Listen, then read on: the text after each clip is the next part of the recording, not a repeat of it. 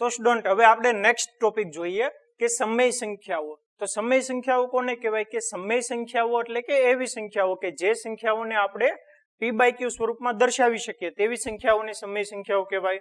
આપણે આગળ હમણાં ઓલરેડી ભણી ચૂક્યા છીએ કે સમય સંખ્યાઓ કોને કહેવાય કે સમય સંખ્યાઓ એટલે કે એવી સંખ્યાઓ કે જે સંખ્યાઓને આપણે p બાય q સ્વરૂપમાં દર્શાવી શકીએ તેવી સંખ્યાઓને સમય સંખ્યાઓ કહેવાય. જેમ કે એક એક્ઝામ્પલ લઈએ તો 2/5.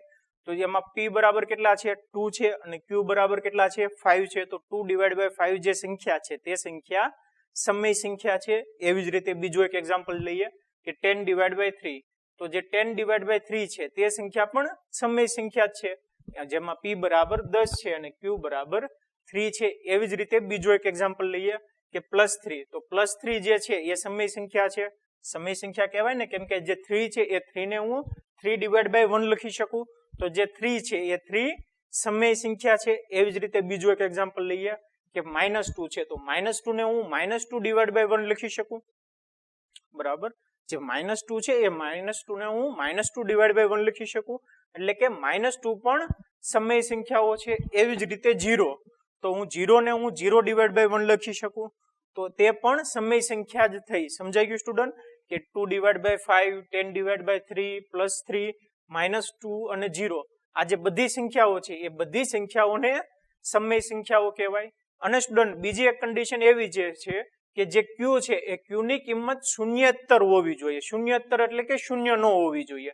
જે q ની કિંમત છે તે q ની કિંમત શૂન્ય ન હોવી જોઈએ. q શૂન્યેતર હોવો જોઈએ. સમજાઈ ગયું. જો q ની કિંમત 0 હોય તો શું થાય? માની લો આપણે એક એક્ઝામ્પલ લઈએ કે 1/0. બરાબર. તો 1/0 ની કિંમત કેટલી મળે કે 1/0 ની કિંમત જ ન મળે. 1/0 અવ્યાખ્યાયિત છે. એ કેના ઉપરથી આપણે કહી શકીએ કે આપણે એક એક્ઝામ્પલ લઈએ કે 15/3 જો હું કરું તો શું થાય કે 15/3 કરું તો એનો જવાબ કેટલો મળે? 5 મળે. સિમ્પલ છે. 15/3 કરી તો 5 મળે.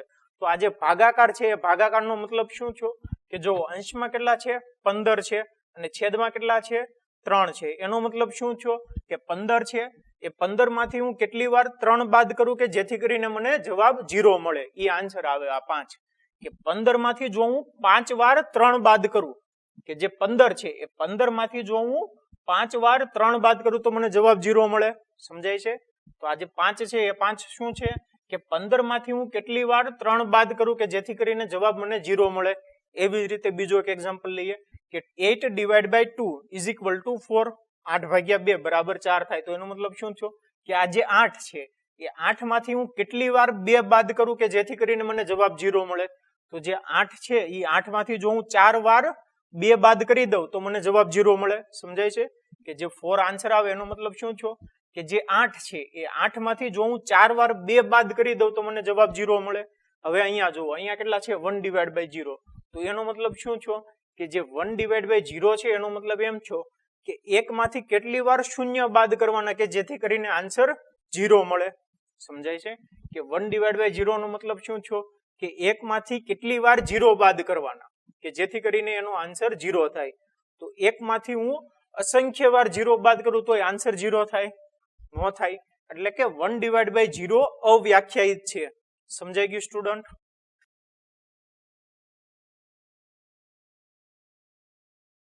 તો સ્ટુડન્ટ આ જે સમય સંખ્યાઓ છે એ સમય સંખ્યાઓનું દશાંશ નિરૂપણ શાંત હોય અથવા તો અનંત આવૃત હોય. તો સૌથી પહેલા તો દશાંશ નિરૂપણ કોને કહેવાય કે દશાંશ નિરૂપણ એટલે કે આ જે સમય સંખ્યાઓ છે એ p/q સ્વરૂપમાં હોય. તો જે p/q સ્વરૂપ છે એને આપણે જો પોઈન્ટમાં લખીએ કે પોઈન્ટના સ્વરૂપમાં લખીએ પોઈન્ટ એટલે કે દશાંશ સ્વરૂપ એટલે કે આ જે 2/5 છે એ 2/5 ને હું 0.4 સ્વરૂપમાં લખી શકું કે જો 2/5 કરું એનો ભાગાકાર કરો તો પોઈન્ટના સ્વરૂપમાં લખવો હોય તો એને 0.4 લખાય એટલે કે દશાંશ સ્વરૂપમાં. તો જે દશાંશ નિરૂપણ છે એ શાંત હોય અથવા તો અનંત આવૃત હોય. હવે સ્ટુડન્ટ શાંત કોને કહેવાય? શાંત એટલે કે આ જે 0.4 આવ્યું પોઈન્ટ પછી એક ડિજિટ મળે 4 એટલે એને શાંત કહેવાય. અને અમુક એવા એક્ઝામ્પલ હોય જેમ કે 10/3 કરો તો જે 10/3 છે એનો આન્સર કરો તમે ભાગાકાર કરો તો શું આવે કે = 3.3333 એમ 3 આગળ વધતા જ જાય. એવી રીતે અસંખ્ય સુધી મળે. સમજાય છે એટલે કે અનંત સુધી મળે. તો જે 10/3 મળે છે એ જે p/q સ્વરૂપ છે 10/3 નું તેને અનંત આવૃત કહેવાય. અને આ જે એક્ઝામ્પલ છે એ એક્ઝામ્પલ ને શાંત સ્વરૂપ કહેવાય. સમજાઈ ગયું? તો જે સમય સંખ્યાઓ છે એ સમય સંખ્યાઓનું જે દશાંશ નિરૂપણ છે એ સમય સંખ્યાઓનું દશાંશ નિરૂપણ શાંત સ્વરૂપ હોય અથવા તો અનંત આવૃત હોય. એટલું સમજાઈ ગયું સ્ટુડન્ટ?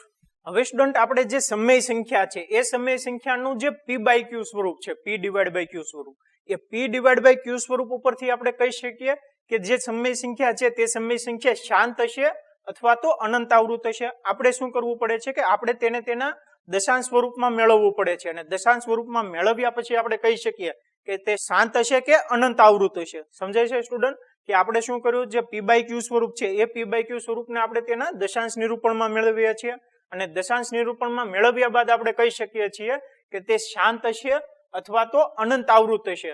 હવે આપણે p બાય q સ્વરૂપ ઉપરથી આપણે જો કહેવું હોય કે જે સમય સંખ્યા છે એ સમય સંખ્યા શાંત હશે કે અશાંત, તે આપણે કહી શકીએ. તો એના માટે સૌથી પહેલા તો આપણે થોડાક એક્ઝામ્પલ લઈએ. તો આ જે એક્ઝામ્પલ છે, એક્ઝામ્પલ કયા છે કે જે સમય સંખ્યાઓ છે એ ઓલરેડી સમય સંખ્યાઓ તેના શાંત સ્વરૂપમાં છે, એટલે કે 0.75, 0.104 અને 1.05. તો આ જે ત્રણેય સંખ્યાઓ છે એ ત્રણેય સંખ્યાઓ ઓલરેડી દશાંશ નિરૂપણમાં છે. આપણે તેનું p બાય q સ્વરૂપ મેળવીએ. આ જે ત્રણેય સંખ્યા છે એ ત્રણેય સંખ્યાનું આપણે p બાય q સ્વરૂપ મેળવીએ અને પછી જોઈએ કે કઈ સિમિલારિટી મળે છે કે નહીં. સમજાઈ ગયું સ્ટુડન્ટ? કે આ જે ત્રણેય સંખ્યાઓ છે એ ત્રણેય સંખ્યાઓનું આપણે p બાય q સ્વરૂપ મેળવીએ અને પછી જોઈએ કે આપણને કેવું p બાય q સ્વરૂપ મળે છે. ચાલો આપણે જોઈએ. તો અહીંયા કેટલા છે? 0.75. તો ઇઝ ઇક્વલ ટુ હું લખી શકું કે 75 ડિવાઇડ બાય 100. પોઈન્ટ પછી બે સંખ્યા એટલે કે 75 ડિવાઇડ બાય 100. હવે 75 છે તો 25 into 3, 25 into 3 75. એવી જ રીતે જે 100 છે એટલે કેટલો છે? 100 એટલે કે 10 નો વર્ગ. સમજાઈ ગયું? તો ઇઝ ઇક્વલ ટુ હું લખી શકું કે 25 છે, 25 એટલે કે 5 નો વર્ગ, એટલે કે 5 નો વર્ગ ગુણ્યા 3 છેદમાં જે 10 નો વર્ગ છે, તો 10 ના વર્ગને હું આ રીતે લખી શકું કે જે 10 નો વર્ગ છે તો 10 નો વર્ગ બરાબર 5 ગુણ્યા 2. જે 10 બરાબર 5 ગુણ્યા 2 આખાનો વર્ગ લખી શકું. સમજાઈ ગયું સ્ટુડન્ટ? તો 5 ગુણ્યા 2 આખાનો વર્ગ બરાબર શું થાય? તો ઇઝ ઇક્વલ ટુ 5 નો વર્ગ ગુણ્યા 2 નો વર્ગ. સમજાઈ ગયું? એટલે કે 10 નો વર્ગ બરાબર શું લખી શકું કે 5 નો વર્ગ ગુણ્યા 2 નો વર્ગ. હવે 5 નો વર્ગ કરો કેટલો થાય? 25 ગુણ્યા 2 નો વર્ગ કરો કેટલો થાય? 4. એટલે 25 ગુણ્યા 4, 25 ગુણ્યા 4 કેટલા થયા? 100. તો 10 નો વર્ગ બરાબર 100. સમજાઈ ગયું સ્ટુડન્ટ? તો અહીંયા જે 10 નો વર્ગ છે એ 10 ના વર્ગને હું 5 નો વર્ગ ગુણ્યા 2 નો વર્ગ લખી શકું, એટલે કે 5 નો વર્ગ ગુણ્યા 2 નો વર્ગ ઇઝ ઇક્વલ ટુ કેટલા થયા? આ 5 નો વર્ગ અને 5 નો વર્ગ ઉડી ગયા, એટલે કે 3 ના છેદમાં 2 નો વર્ગ. સમજાઈ ગયું સ્ટુડન્ટ? એવી જ રીતે આ એક્ઝામ્પલ જુઓ. અહીંયા કેટલા છે કે 0.104. તો 0.104 છે એને હું 104 ડિવાઇડ બાય 1000. 0.104 ત્રણ આંકડા છે એટલે કે છેદમાં 1000 આવશે. સમજાઈ ગયું? Is equal two 13 અઠા 104. તો 13 ગુણ્યા 8 ડિવાઇડ બાય 1000. તો 1000 છે એને હું 10 ની 3 ઘાત લખી શકું. જે 1000 છે 1000 બરાબર શું થાય કે 10 ગુણ્યા 10 ગુણ્યા 10 એટલે કે 10 ની 3 ઘાત. તો 13 ગુણ્યા 8 ઇઝ ઇક્વલ ટુ હું લખી શકું 13 into 8. 8 એટલે શું છો?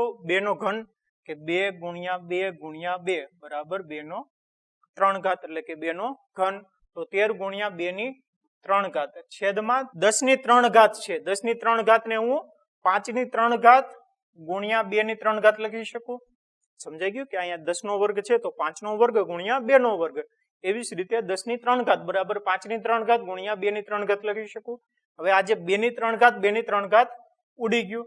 તો ઇઝ ઇક્વલ ટુ કેટલા આવ્યા? 13 ના છેદમાં 5 ની 3 ઘાત. સમજાઈ ગયું? એવી જ રીતે આ બીજો એક એક્ઝામ્પલ જોઈએ. આ કેટલા છે? 1.05. તો 1.05 ને ઇઝ ઇક્વલ ટુ આ રીતે લખી શકું કે 105 divide by 100 is equal to લખી શકો કે 15 સત્તા 105 એટલે કે 105 બરાબર 15 ગુણ્યા 7 ડિવાઇડ બાય 100 છે. 100 છે એટલે કે 10 નો વર્ગ ઇઝ ઇક્વલ ટુ લખી શકો 15 છે. 15 એટલે કે 5 ગુણ્યા 3, 5 તેરી 15 ગુણ્યા 7 ડિવાઇડ બાય 10 નો વર્ગ. 10 નો વર્ગ એટલે કે 5 નો વર્ગ ગુણ્યા 2 નો વર્ગ બરાબર. અહીંયા 5 છે, 5 નો વર્ગ એટલે કેટલા વધ્યા? અહીંયા ખાલી 5 વધશે. અહીંયા 3 ગુણ્યા 7 એટલે કે 3 ગુણ્યા 7 જ લખી શકાય ડિવાઇડ બાય 2 નો વર્ગ ગુણ્યા 5. હવે સ્ટુડન્ટ આ ત્રણેય એક્ઝામ્પલ જુઓ. આ ત્રણેય એક્ઝામ્પલમાં શું કોમન મળે છે કે ત્રણેય એક્ઝામ્પલના છેદ જુઓ. તો અહીંયા કેટલો મળે છે? 2 નો વર્ગ, 5 ની 3 ઘાત, 2 નો વર્ગ અને 5. એટલે કે જે છેદ છે આપણે પેલા ક્યુ કેટલા હતા? 100. પછી એનું શું કર્યું કે આપણે તેને અવિભાજ્ય અવયવમાં મેળવ્યા. તો જે અવિભાજ્ય અવયવ છે એ અવિભાજ્ય અવયવ કયા સ્વરૂપમાં મળે છે? કે 2 ની n ઘાત અને 5 ની m ઘાત સ્વરૂપમાં મળે છે. હવે આ એક્ઝામ્પલ જુઓ. આ એક્ઝામ્પલમાં શું છે કે n બરાબર 2 છે. અહીંયા જે છે એમાં n બરાબર 2 છે અને m બરાબર કેટલા છે? 0. એટલે કે 5 ની 0 ઘાત બરાબર કેટલા થાય? 1 થાય. કે 5 ની 0 ઘાત બરાબર 1. હવે સ્ટુડન્ટ કોઈ પણ સંખ્યાની 0 ઘાત બરાબર આપણે 1 કઈ રીતે લેવે? કે કોઈ પણ સંખ્યા હોય એની 0 ઘાત બરાબર 1 કઈ રીતે થયું? તમને એક ક્વેશ્ચન થવો જોઈએ. જો ન થયો હોય તો તમને થવો જોઈએ કે કોઈ પણ સંખ્યાની આપણે 0 ઘાત બરાબર 1 કઈ રીતે લઈએ? બહુ જ સિમ્પલ એક્સપ્લેનેશન છે. હું તમને સાબિત કરી દઉં કે કોઈ પણ સંખ્યાની 0 ઘાત બરાબર 1 થાય. સમજાઈ ગયું? આપણે પેલા 5 ની 0 ઘાત બરાબર 1 કઈ રીતે થાય તે જોઈએ. માની લ્યો કે 5 ની 0 ઘાત બરાબર હું આ રીતે લખી શકું કે 5 ની 1 ઘાત માઇનસ 1 ઘાત એટલે કે 0 ઘાત થઈ. 5 ની 1 ઘાત માઇનસ 1 ઘાત એટલે કે 0 ઘાત થઈ ગઈ. તો ઇઝ ઇક્વલ ટુ હું લખી શકું કે 5 ની 1 ઘાત ગુણ્યા 5 ની માઇનસ 1 ઘાત બરાબર. કે જે 5 ની 1 ઘાત માઇનસ 1 ઘાત હોય તો 5 ની 1 ઘાત ગુણ્યા 5 ની માઇનસ 1 ઘાત લખી શકું. તો ઇઝ ઇક્વલ ટુ કેટલા થયા? કે 5 ડિવાઈડ બાય 5 ની માઇનસ 1 ઘાત છે તો હું છેદમાં લઈ જાઉં તો શું થાય? કે 5 ની 1 ઘાત થાય.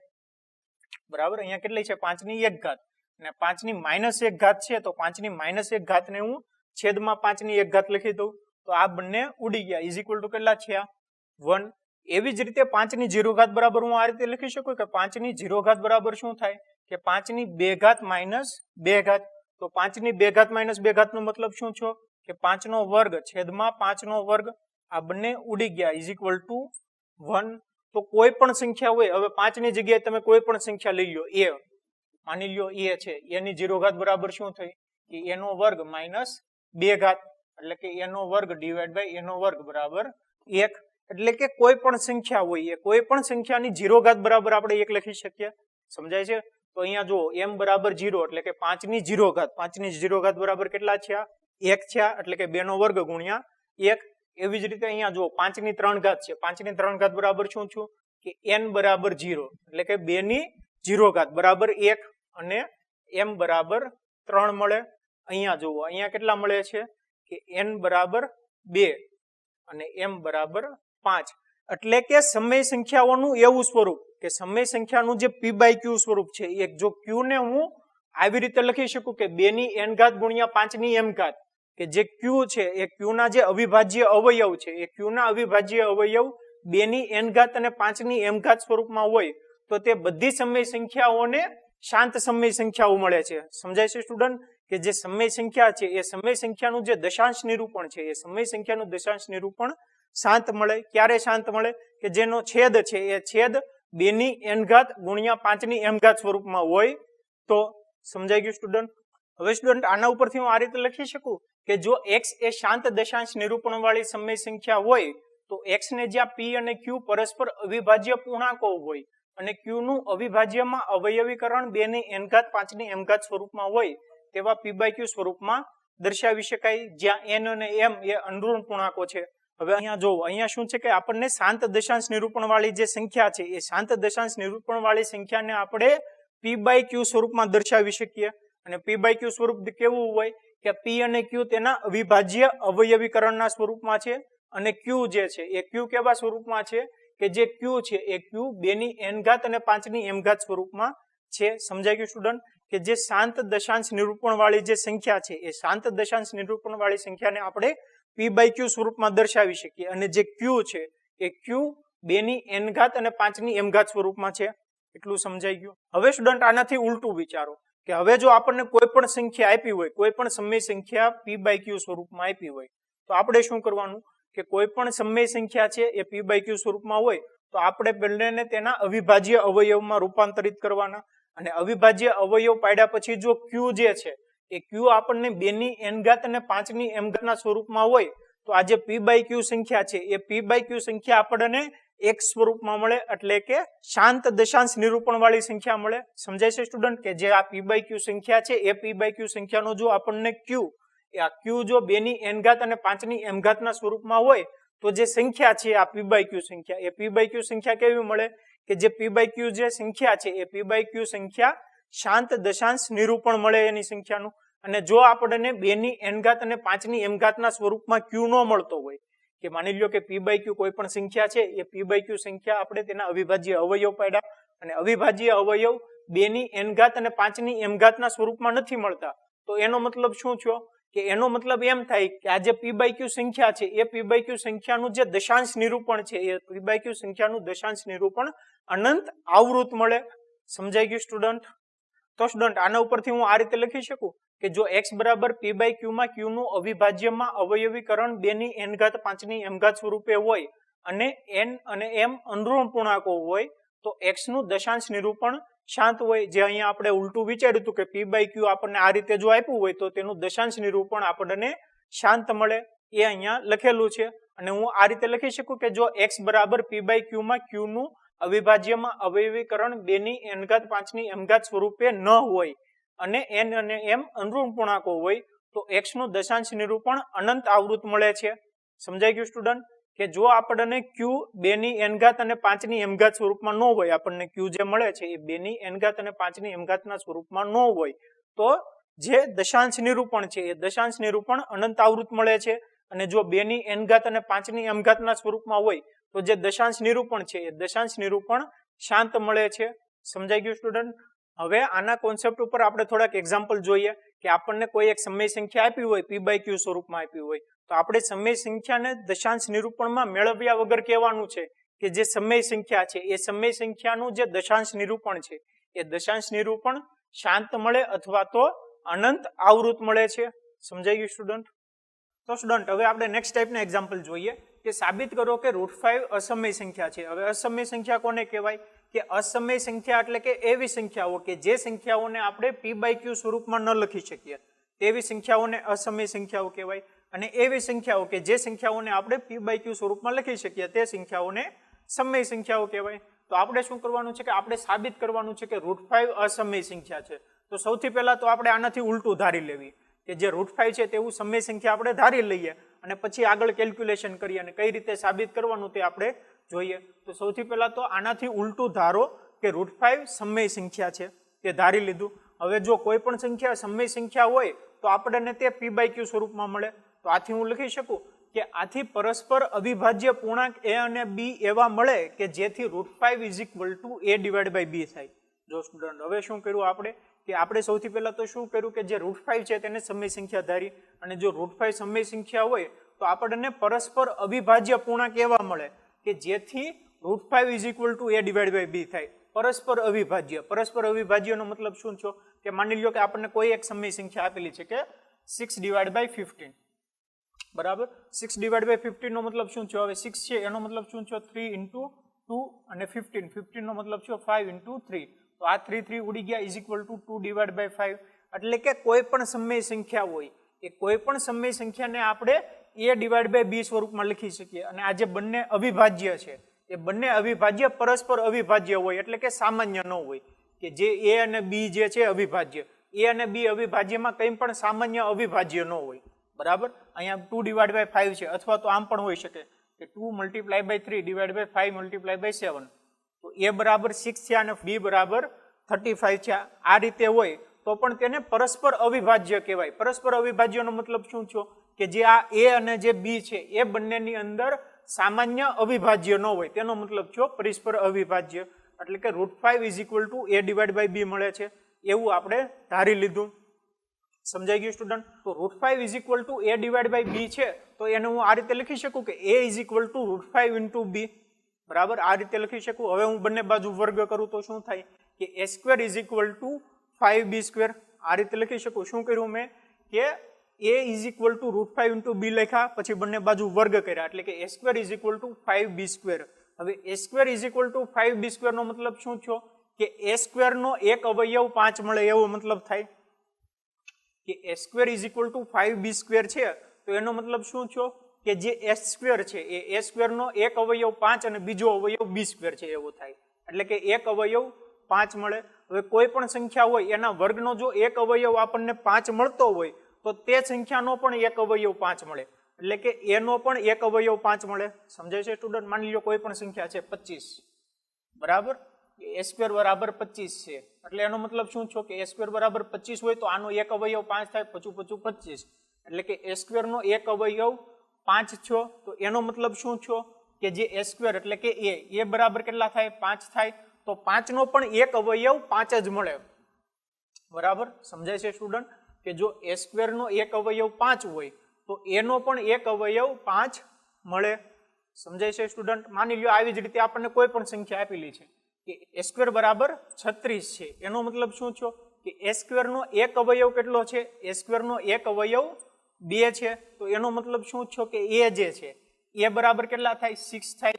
a સ્ક્વેર નું વર્ગમૂળ એટલે કે a બરાબર 6 થાય, તો 6 નો પણ એક અવયવ આપણને 2 મળે. સમજાય છે સ્ટુડન્ટ? એવી જ રીતે જો a સ્ક્વેર નો એક અવયવ 5 હોય તો એનો મતલબ એમ થાય કે a નો પણ એક અવયવ 5 મળે.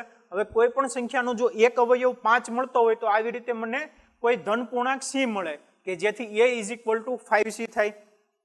બરાબર, આથી આપણને a is equal two 5c મળે કે કોઈ પણ એવો એક ધન પૂર્ણાંક c મળે કે જેથી a બરાબર 5c થાય. સમજાય છે સ્ટુડન્ટ? જો અહીંયા શું થાય છે કે જો a બરાબર 6 હોય અને એક અવયવ 2 હોય તો હું 6 ઇઝ ઇક્વલ ટુ 2 ઇન્ટુ 3 લખી શકું, તો આ જે 3 મળે છે એ c મળે છે. સમજાય છે કે આથી આપણને કોઈ પૂર્ણાંક c મળે કે જેથી a is equal two 5c થાય. હવે બંને બાજુ વર્ગ કરો તો શું થાય કે a square is equal two 25c square થાય. હવે a સ્ક્વેર ની જે કિંમત છે એ અહીંથી મૂકો, કેટલી કિંમત છે? 5b સ્ક્વેર છે, તો હું લખી શકું કે 5b square is equal two 25c square. હવે 25 ડિવાઇડ બાય 5 એટલે કે 5 વિધા, તો એનો મતલબ શું છો કે b square is equal two 5c square. b square is equal two 5c square છે, એનો મતલબ શું છો કે b સ્ક્વેર નો એક અવયવ 5 મળે છે. b સ્ક્વેર નો એક અવયવ જો 5 મળતો હોય તો એનો મતલબ શું થાય કે b નો પણ એક અવયવ 5 થાય. હવે અહીંયા જુઓ શું થાય છે કે અહીંયા a સ્ક્વેર નો એક અવયવ 5 મળે છે અને અહીંયા b સ્ક્વેર નો એક અવયવ 5 મળે છે. આથી હું લખી શકું કે a અને b બંનેમાં સામાન્ય અવિભાજ્ય અવયવ 5 મળે છે. પરંતુ સ્ટુડન્ટ આપણે આગળ શું ધાર્યું હતું કે જે a અને b જે છે એ પરસ્પર અવિભાજ્ય સંખ્યા છે, એટલે કે એનો મતલબ એમ થાય કે a અને b ની અંદર સામાન્ય અવયવ નથી. પણ અહીંયા શું આવે છે કે a નો એક અવયવ 5 મળે છે અને એવી જ રીતે b નો પણ એક અવયવ 5 મળે છે. એટલે અહીંયા એક વિરોધાભાસ ઉભો થાય છે. એ વિરોધાભાસ શું કામ ઉભો થાય છે? કારણ કે આપણે ખોટું ધાર્યું છે કે જે √5 બરાબર a ડિવાઇડ બાય b છે કે √5 સમય સંખ્યા છે એ આપણે ખોટું ધાર્યું છે. એ ખોટું ધાર્યું એટલે આવો વિરોધાભાસ ઉભો થયો. વિરોધાભાસ શું ઉભો થયો કે આપણે ધાર્યું હતું કે જો √5 બરાબર જો સમય સંખ્યા હોય તો આપણને a અને b પરસ્પર અવિભાજ્ય એવી સંખ્યા મળે કે જેથી √5 બરાબર a અને b થાય. પરસ્પર અવિભાજ્યનો મતલબ શું છે કે બંનેની અંદર સામાન્ય અવિભાજ્ય અવયવ ન હોય એવા. બરાબર, પરંતુ આપણે જો આગળ કેલ્ક્યુલેશન કરીએ તો આપણને a ની અંદર 5 અવિભાજ્ય અવયવ મળે અને b ની અંદર પણ 5 અવિભાજ્ય અવયવ મળે, એટલે કે બંનેની અંદર સામાન્ય અવયવ 5 મળે છે. જે વિરોધ ઉભો કરે છે, એ વિરોધ શું કામ ઉભો કરે છે? કારણ કે જે આપણી ધારણા છે એ આપણી ધારણા ખોટી છે. આથી √5 સમય સંખ્યા છે એવું હું લખી શકું. સમજાઈ ગયું સ્ટુડન્ટ? હવે સ્ટુડન્ટ આવી જ રીતે તમે √5 ની જગ્યાએ √2 અને √3 આપેલા હોય તો તમે સાબિત કરી શકો છો. માની લો તમને √5 ની જગ્યાએ √2 આપેલા છે તો શું થાય? તો અહીંયા √2 is equal to a divide by b થાય. જો √2 બરાબર a ડિવાઇડ બાય b થાય તો અહીંયા કેટલા થાય કે a square is equal to 2b square. a square is equal to 2b square નો મતલબ શું થયો કે a સ્ક્વેર નો એક અવયવ 2 છે. એવી જ રીતે a નો પણ એક અવયવ 2 થાય. જો a નો એક અવયવ 2 હોય તો a is equal two 2c થાય. જો a is equal two 2c થાય તો b is equal two 2c થાય. જો b is equal two 2c થાય તો એનો મતલબ શું થયો કે b સ્ક્વેર નો એક અવયવ 2 થાય. એવી જ રીતે b નો પણ એક અવયવ 2 થાય. એવી રીતે આ જે બંને સંખ્યા છે એ બંને સંખ્યાનો સામાન્ય અવયવ આપણને 2 મળે છે, જે વિરોધ ઉભો કરે છે. આથી એનો મતલબ એમ થાય કે જે √2 છે એ √2 અસમય સંખ્યા છે. અને આવી જ રીતે તમે √3 માટે સાબિત કરી શકો છો. જે √2 અને √3 ની સાબિતી તમારે હોમવર્કમાં કરવાની છે. સમજાઈ ગયું સ્ટુડન્ટ? તો સ્ટુડન્ટ હવે આપણે નેક્સ્ટ એક્ઝામ્પલ જોઈએ કે સાબિત કરો કે 7√5 અસમય સંખ્યા છે. હમણાં આપણે એક્ઝામ્પલમાં શું સાબિત કર્યું કે હમણાં આપણે સાબિત કર્યું કે √5, √2, √3 અસમય સંખ્યા છે. હવે આપણે એવું સાબિત કરવાનું છે કે 7√5 અસમય સંખ્યા છે. તો જેવી રીતે આપણે √5 અસમય સંખ્યા સાબિત કરી હતી એવી જ રીતે આપણે 7√5 અસમય સંખ્યા સાબિત કરીશું. તો તો સૌથી પહેલા તો આપણે શું કરીશું કે સૌથી પહેલા તો આપણે ધારી લઈશું કે આપણને જો 7√5 અસમય સંખ્યા આપી હોય તો આપણે ધારી લઈએ કે 7√5 સમય સંખ્યા છે. આનાથી ઉલટું ધારી લેવાનું કે ધારો કે 7√5 સમય સંખ્યા છે, ધારી લીધું. હવે જો 7√5 સમય સંખ્યા હોય તો આપણને પરસ્પર અવિભાજ્ય પૂર્ણાંક a અને b એવા મળે કે જેથી કરીને 7√5 a / b થાય.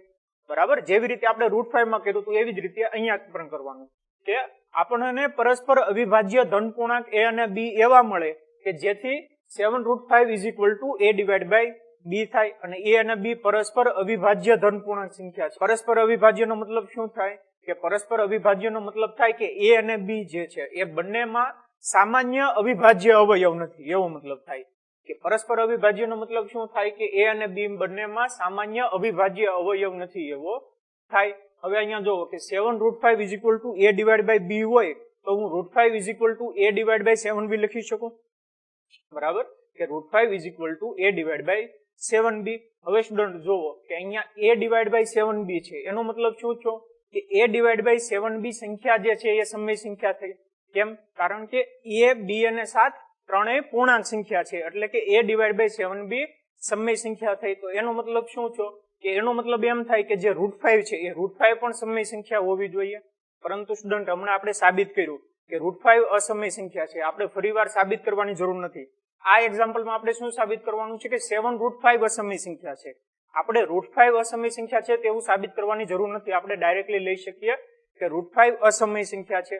તો અહીંયા શું થાય કે જો a / 7b જે છે a / 7b સમય સંખ્યા છે, એનો મતલબ શું થયો કે એનો મતલબ એમ થાય કે જે √5 છે એ √5 પણ સમય સંખ્યા થવી જોઈએ. પરંતુ આપણે હમણાં સાબિત કર્યું કે √5 સમય સંખ્યા નથી. એનો મતલબ શું થયો કે આપણી જે ધારણા છે એ ધારણા ખોટી છે. આથી 7√5 અસમય સંખ્યા થાય. સમજાઈ ગયું સ્ટુડન્ટ? તો હવે તમારે આ રીતે લખવાનું કે અહીં 7a અને b ધન પૂર્ણાંક હોવાથી a / 7b સમય સંખ્યા થાય. જો a / 7b સમય સંખ્યા હોય તો એનો મતલબ એમ થાય કે √5 પણ સમય સંખ્યા હોવી જોઈએ, પરંતુ √5 સમય સંખ્યા નથી, √5 અસમય સંખ્યા છે. આથી આપણી ધારણા ખોટી છે, અહીં વિરોધાભાસ ઉભો થાય છે. તો એનો મતલબ શું છે કે એનો મતલબ એમ થાય કે 7√5 અસમય સંખ્યા છે. સમજાઈ ગયું સ્ટુડન્ટ? સ્ટુડન્ટ આવી જ રીતે તમે બીજી સંખ્યાઓ માટે પણ સાબિત કરી શકો. માની લ્યો કે તમને 7√5 ની જગ્યાએ 3√2 આપ્યું છે. જો 3√2 આપ્યું હોય તો શું થાય કે 3√2 પહેલા તો સમય સંખ્યા છે એવું ધારી લેવાનું. તો આપણને a અને b એવા મળે કે જેથી કરીને 3√2 a / b થાય. તો શું થયું કે √2 a / 3b.